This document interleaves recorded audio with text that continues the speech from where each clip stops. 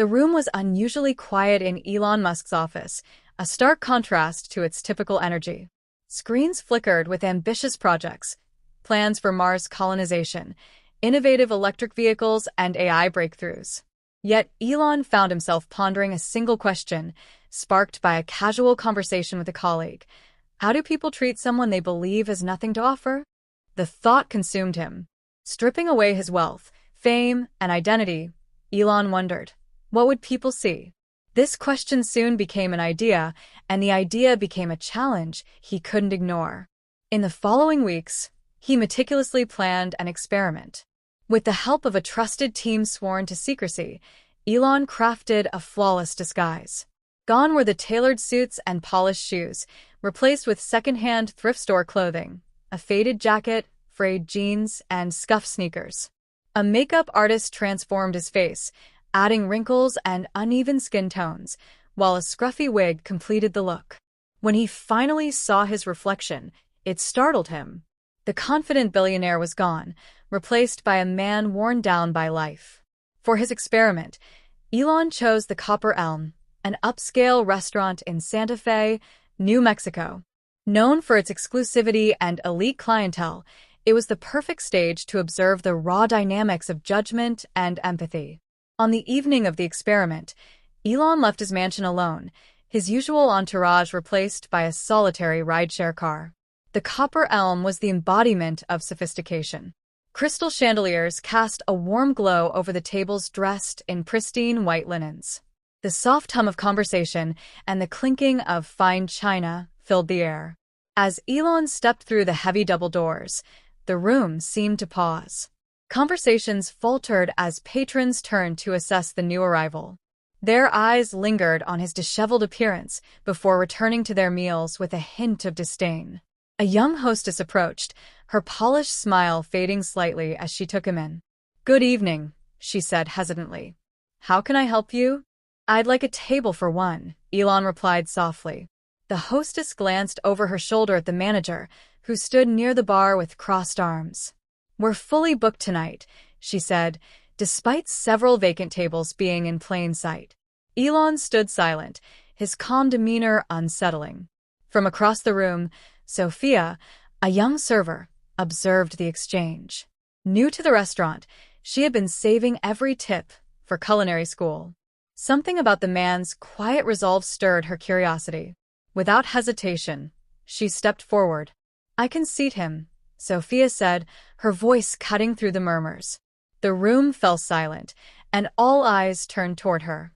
The manager frowned but didn't stop her as she guided Elon to a small table near the kitchen doors. The tension in the room was palpable. As Sophia handed him a menu, she smiled warmly. "Take your time," she said. "Thank you," Elon replied, his sincerity catching her off guard. The murmurs grew louder as the evening wore on. "Who let him in here?" a nearby patron whispered. "This will scare off the regulars." Servers exchanged glances, smirking as they passed by his table. Even the manager occasionally threw disapproving looks in his direction. Sophia returned with kindness undimmed. "What would you like?" she asked.